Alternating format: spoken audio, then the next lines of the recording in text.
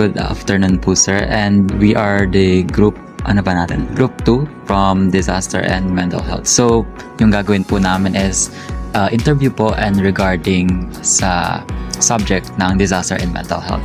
So, ayan. Pakilala po kayo sir. Your name po tapos yung profession niya po.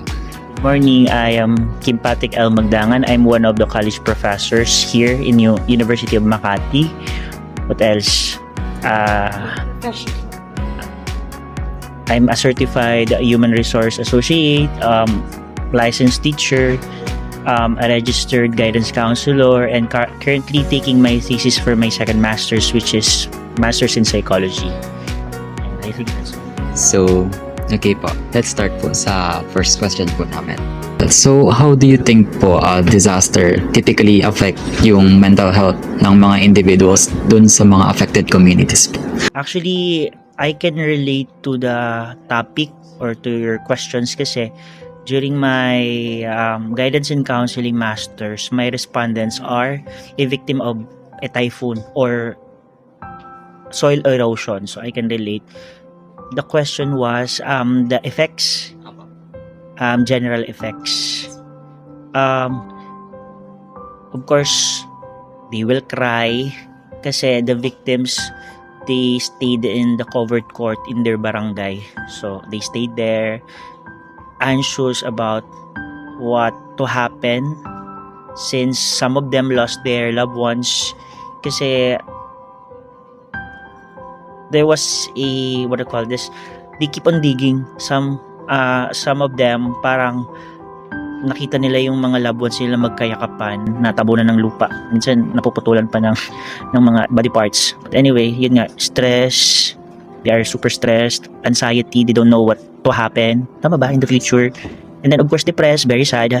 They just keep on crying, loss of appetite, tapos lack of motivation kasi my research back then is to measure also their motivation in life after the tragedy. Although there are times kasi may mga intervention din yung barangay na like Zumba or something, parang they're not participative, they're not into it. More of they just want food, or sometimes nga even though there's a food, parang they don't wanna eat kasi nga yun. Of course we have what we call the psychological first aid. Yung basic muna, food, and then shelter. Kasi ang mahirap mag-proceed without those. And we link kasi although during my time it was my thesis, I have to really spend talagang from my own pocket na I buy parang 10 families kasi yung naging respondents, so parang 500 each every week for them, so it's like 5k kada weekend just ko. But anyway, and then of course that's not sustainable. We link them to the government or non-government organizations na who can finance them financially, and also basic needs yung sabon, pagkain. After those we can then proceed with kamustahan, building rapport. Some of them, they cannot respond yet. Parang they just want to survive the day. Pero as time passes by, parang they started sharing naman na. Kasi it's very important na they can also express themselves. Hindi pwedeng maipon lang sa loob. That's a form of catharsis. As I mentioned earlier, parang magiging foundation mo to identify what's the best for a specific client. Importante din yung social support ng barangay and ng community. Hindi pwedeng puro lang kayo psychoeducation without kumbaga the community is not helpful to them. So make them feel na they're not alone, you're with them amidst of what happened. Kasi yun nga, trauma, it will keep on flashing in their thoughts then. Kasi sometimes they may have a hard time sleeping. Kasi in that experience of mine, yun nga, it happened during their sleep. So parang ayaw na nila matulog. Pinabangungot. They can hear the voices of those victims na who died unfortunately.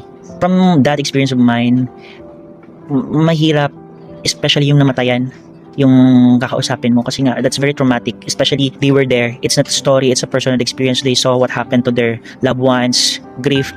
Medyo lifetime mo siyang dadalhin yung move on kasing from that experience, medyo mas mahirap siya pag wala kang pang sagot sa basic needs mo. And siguro for the what do you call this, being supportive to these people, kahit wag ka na magsalita kung hindi siya makakatulong, better just be there, not talk at all. So I guess that's all.